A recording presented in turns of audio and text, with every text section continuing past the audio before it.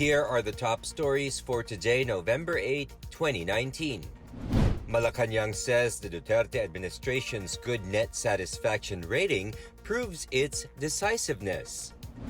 The PCOO says government and broadcast media must work together to give better public service.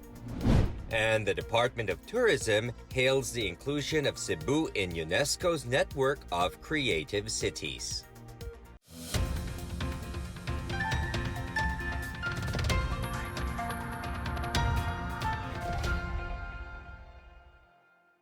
Good day, I'm Bench Bondok. Welcome to the PNA Newsroom. Malacanang hailed the Duterte administration's latest SWS survey result, where it received a very good net satisfaction rating. The palace says the administration proved its decisiveness in implementing its policies and reforms. The Duterte administration's very good net satisfaction rating is seen to reflect how Filipinos can see past the opposition endless politicking. A recent social weather station survey showed that 77% of adult Filipinos are satisfied with the Duterte administration's performance with a net satisfaction rating of plus 67. This is below the record high plus 73 in June 2019. Presidential spokesperson Salvador Panelo said, despite the decline, it showed that people acknowledge President Rodrigo Duterte's genuine empathy, transparency, and decisiveness. Panelo said Duterte believes the true measure of proper governance and public service is accomplishing the job entrusted to him by the electorate without expecting any reward. The SWS survey showed that the Duterte administration's net satisfaction rating was very good on helping the poor, providing information to properly examine what the government is doing, and having clear policies. It was good on fighting terrorism, developing a healthy economy, protecting the freedom of the press, acting according to what the people want, fighting crimes, reconciliation with Muslim and communist rebels, foreign relations, eradicating graft and corruption, recovering ill-gotten wealth of former President Ferdinand Marcos and his cronies, and defending Philippine sovereignty in the West Philippine Sea. It was moderate on ensuring that no family will ever be hungry and have nothing to eat, and neutral on fighting inflation. For the PNA Newsroom, I am William Theo. Aside from maintaining its satisfaction rating, the Duterte administration is succeeding with its goal of improving the Philippine economy.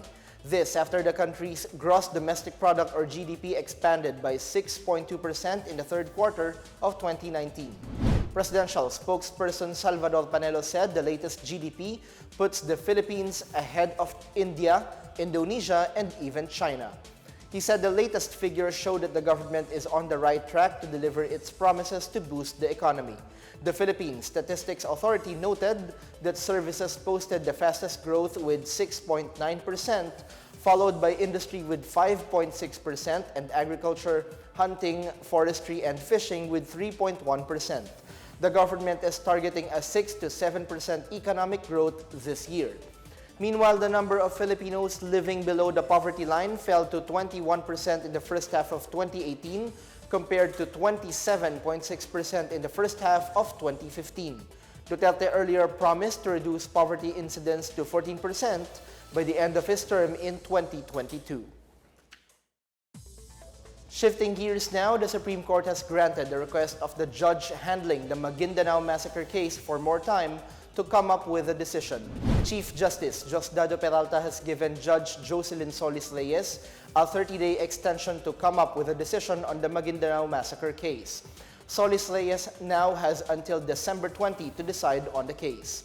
Peralta said Reyes is doing her best in order to give justice to the victims and also in order to afford the accused the required due process. Under court rules, all trial courts should promulgate their decision within the 90-day period after the case has been submitted for decision. The case has been submitted for decision on August 22, which means the deadline for its promulgation is on November 20, 3 days before the massacre's 10th anniversary on November 23. The attack resulted in the death of 58 people, including 32 journalists and media workers, the single worst peacetime incidents involving the killing of newsmen. Other victims were family members and supporters of the Ampatuan clan's political foe, Ismael Mangudadatu. In other news, the country is working on buying M16 rifles from the United States to intensify efforts to fight terrorism and communist insurgency. More on this and other news around the metro from Janice Cave. Talks are still ongoing on Manila's intent to buy some 74,000 M16 assault rifles from the U.S. to help address communist insurgency and fight terrorism in the country. Foreign Affairs Secretary Teodoro Locsin Jr. reiterated on Thursday the government is waiting for Washington to act on its request to provide the arms. Philippine Ambassador to the United States Jose Manuel Romualdez said talks slowed down after the U.S. Democratic Congress issued a resolution calling to free Senator Laila de Lima and drop charges against Rappler CEO Maria Ressa. Meanwhile, the Centennial College in Ontario, Canada launched on Thursday its first representative office in Makati City. Associate Vice President Virginia Machiavello expressed the school's interest in having students from the Philippines to study in Canada. At present, the Philippines is the third largest market of the Centennial College. Meanwhile, the Armed Forces of the Philippines denied harassment claims of militant groups following the recent series of law enforcement operations in Bacolod City and Manila. AFP spokesperson Marine Brigadier General Edgar Arevalo claims that the allegations of evidence planting must be proven by those arrested in court. For the PNA Newsroom, I'm Janice Cave. Still to come, the PCOO says government and broadcast media must work together to give better public service. And police arrest the suspects in the killing of Dumaguete radio block timer Dindo Generoso. These stories are next when the PNA Newsroom continues.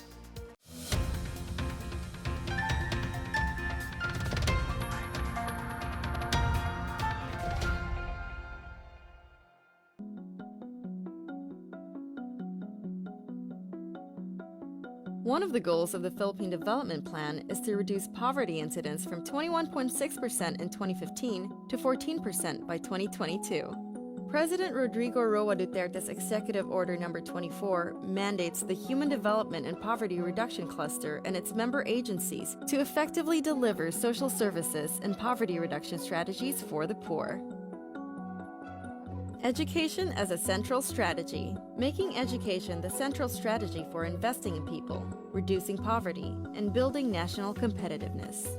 This strategy shall strengthen the capacity and probability of Filipinos to obtain jobs, increase and develop their knowledge about the society, and increase their capacities and skills for the 21st century.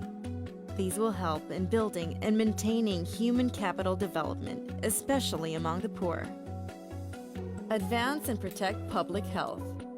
By advancing and protecting public health, HDPRC shall ensure that the welfare of every family's health and well-being is taken care of through proper nutrition and family planning. Through this, there will be a continuing decrease in infant and maternal mortality rate, hunger, and malnutrition. The strategy also shall improve the condition of the elderly and persons with disability and decrease the number of deaths due to non-communicable diseases like diabetes and heart disease. Enhance social protection. Through enhancing social protection, this strategy shall strengthen the partnerships of government agencies to ensure that the programs and services will help in addressing the basic needs of the underprivileged. This includes the provision of health insurance, adequate wage, livelihood assistance, cash transfers and subsidies, and immediate disaster response to improve the quality of life of the poor. Build capacities and opportunities. By building capacities and opportunities for the agriculture sector, this strategy shall provide adequate support to the agricultural workforce, including marginalized farmers, fisherfolk, and other sectors including women, to create opportunities that will benefit them. Through all these strategies, the government will be able to help the underprivileged Filipinos to escape the bounds of poverty towards a more decent way of life and overall development. Dahil sa Ambisyon 2040, ang buhay nating Pilipino ay matatag, maginhawa, at panatag.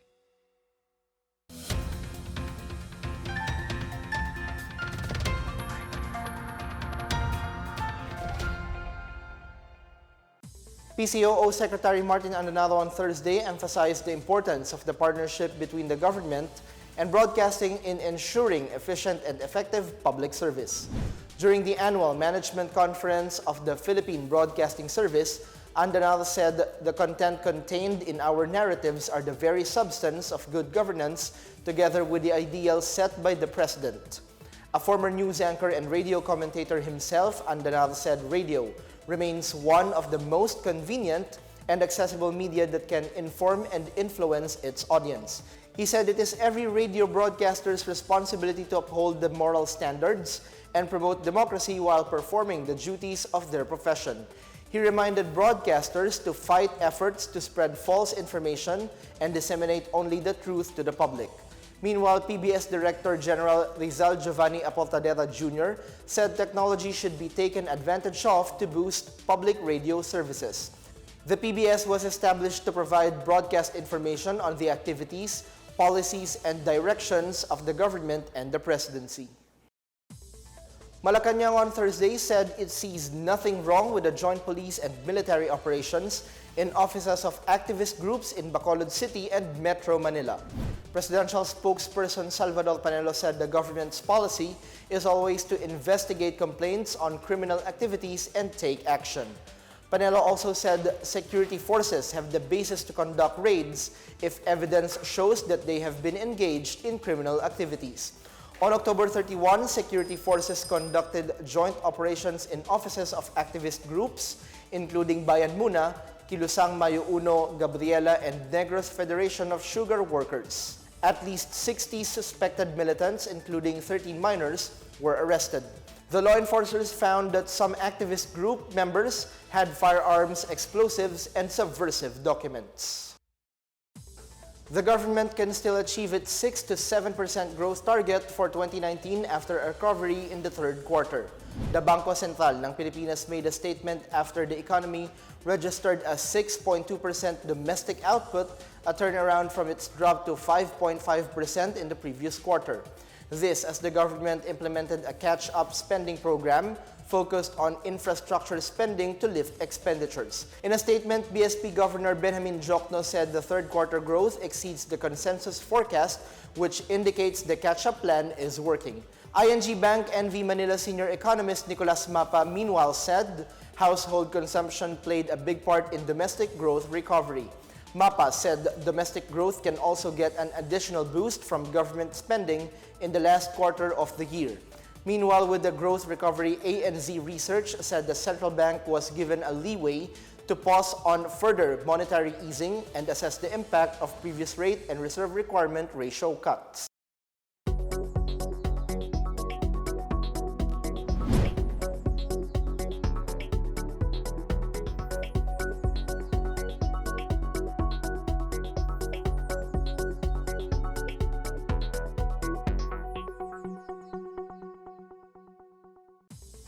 The Presidential Task Force on Media Security, or PTFOMS, announced that the suspects in the killing of radio broadcaster and block timer Dindo Generoso were arrested. Generoso was on his way to the BAI radio station for this program when he was shot several times by suspects in Dumaguete City on Thursday morning. According to PTFOMS, 2 of the 3 suspects were arrested at around 5 p.m. on the same day. The suspects were identified as former Police Corporal Glenn Corsame and Teddy Reyes Salao. The third suspect is still at large and his identity is being withheld pending the results of follow-up operations. Reports reaching the PTFOMS indicated that the suspects are in the employ of a powerful politician in the province. It says that while the mastermind and the motive for Generoso's killing are still the subject of an ongoing follow-up operation, appropriate charges are already being prepared against Salao and Colsame.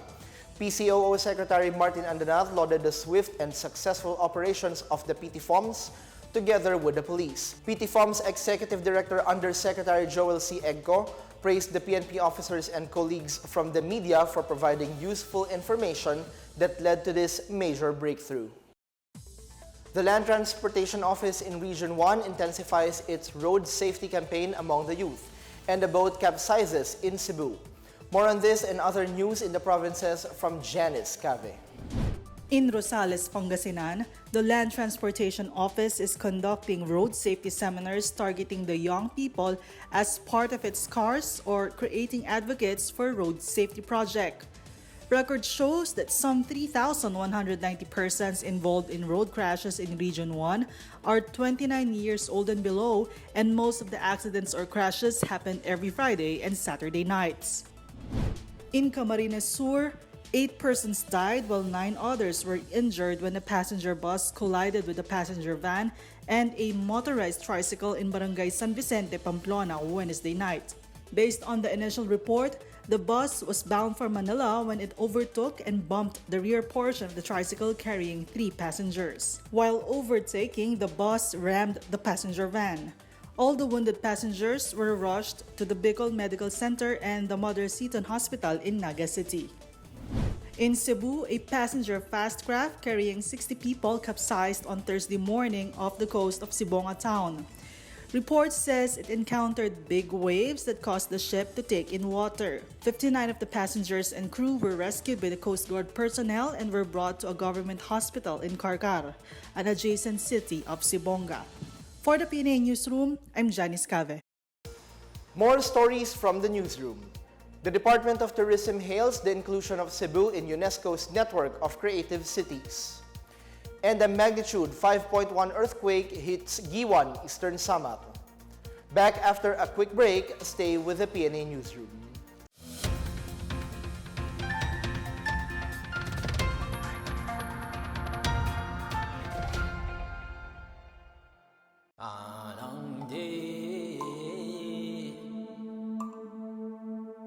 Sa pag-unlad ng turismo, umangat ang Pilipino. Mga may bahay, nagkahanap buhay. Tagahugas ng pinggan, naging gabay sa karagatan. Isang engineer, napaunlad ang sining ng buong barangay. At ang simpleng magsasagwan, malaki ang tulong sa kalikasan. Silang walang tinig, boses na ng kasaysayan. At ang specialty ni Nanay, ngayoy pinipilahan. Ang best friend ng lahat, naging tour guide na. At ang daan-taong apo, naibida ang kulturang Pilipino. Lunti ang ilog, naging entablado.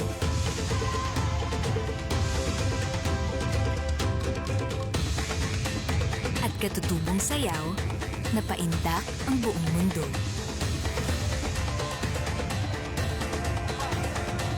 Ipagdiwang ang isang dekada ng Tourism Act. Kabuhayan sa turismo, pinauunlad ang bawat Pilipino.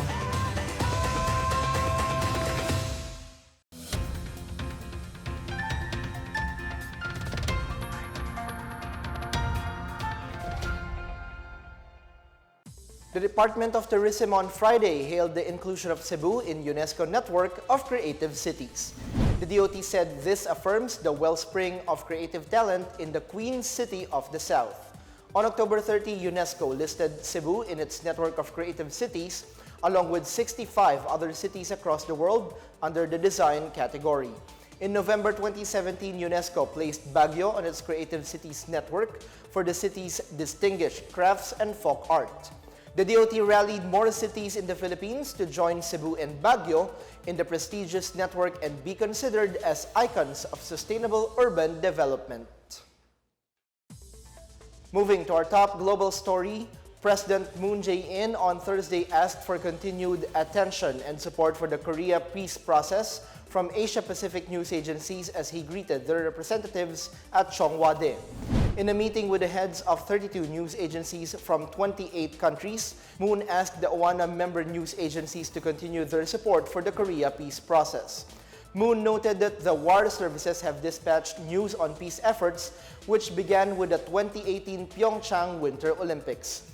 Meanwhile, Moon also lauded the deal on the Regional Comprehensive Economic Partnership or RCEP earlier this week, saying it is a very important opportunity for the expansion of free trade in the region. Here is now the latest in our community billboard. The ASEAN Russia Youth Summit will be held on November 26 to 30 at Hilton Manila in Newport, Pasay City. This is the first time that the Philippines will host an international event with Russia.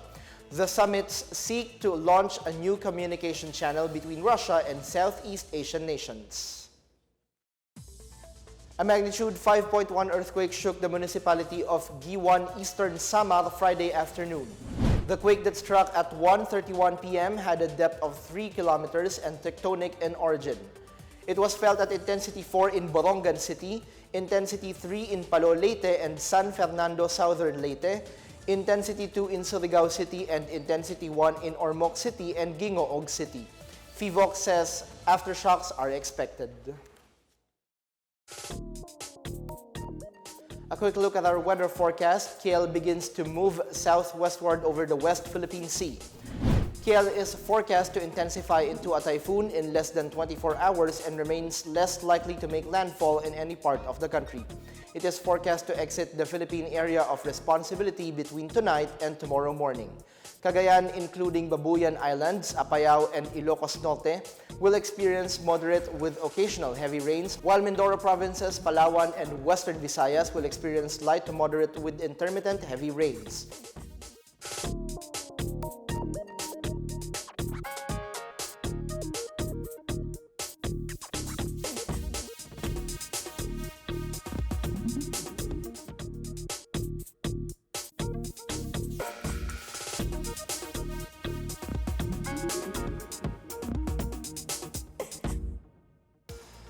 Let's take another look at today's biggest stories. Malacanang says the Duterte administration's good net satisfaction rating proves its decisiveness. The PCOO says government and broadcast media must work together to give better public service. And the Department of Tourism hails the inclusion of Cebu in UNESCO's network of creative cities. Thank you for watching another episode of the PNA Newsroom. To check more news content, check our webpage or head on to the Philippine News Agency's Facebook and Twitter accounts. For more stories about the government and how it serves Filipinos, look for these hashtags in all of our social media platforms and websites. We are shown on the pages of the PCOO and its attached agencies. Also watch us on television on PTV4 and IBC 13. And that's your daily dose of the biggest stories that you need to know from the PNA Newsroom. I'm Bench Bondok. Have a great weekend.